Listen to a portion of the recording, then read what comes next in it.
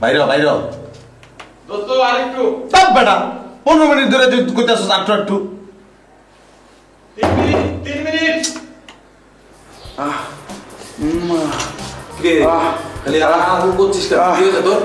বলিস না দোস্ত, শেভ করতে গেছি দেখি ফেনা ওঠে না, তারপর তো কস্টেজে শেভ করলাম, এরপরে ব্রাশ করতে গেলাম, ব্রাশে পেস্ট নিলাম, দেখি কী লাগে,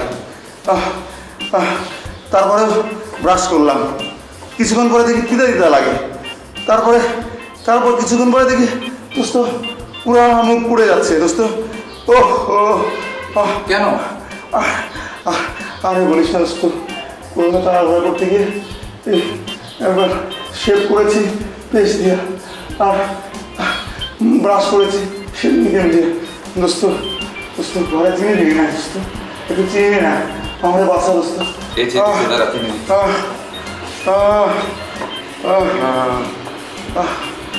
আর হয় না। চিনি বেশি করে খা, ঠিক আছে? টেনশন না।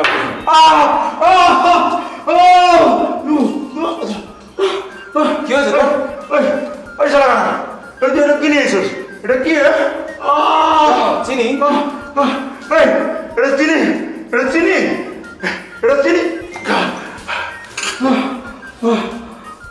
তোর চিনি মতো তো দেখতে। শালা কানা সর।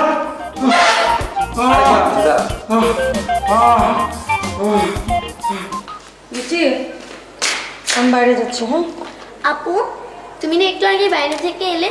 তো কি হয়েছে? একটু আগে বাইরে থেকে আসলে কি বাইরে যাওয়া যায় না? যায়। তাহলে ঠিক আছে, বাইরে যাচ্ছ যাও, কিন্তু কোথায় যাবে? কেন? কোথায় যাবো সেটা দিয়ে তোর দরকার?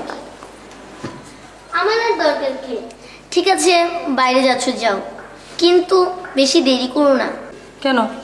দেরি হলে কি হবে? আজকাল কত রকমের অসুবিধা হতে পারে।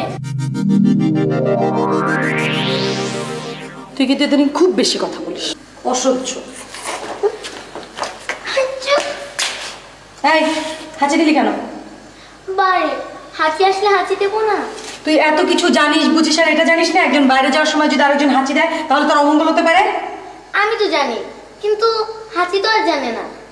অনেকবার হাঁচি দিলে তোর নাক মুখ সেলাই করি।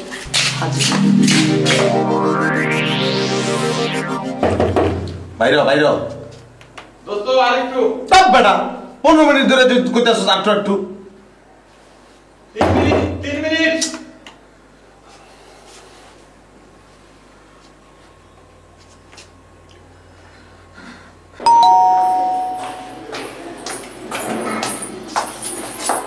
কে? আমিটা কে?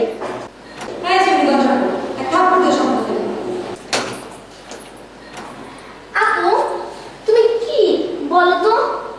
আমি যখন জিজ্ঞাসা করি কে, তখন তুমি সঙ্গে সঙ্গেই বললে পারো এই ছেমরি দরজা খোল, নাহলে এক থাপ্পড় দিয়ে সবগুলো দাঁত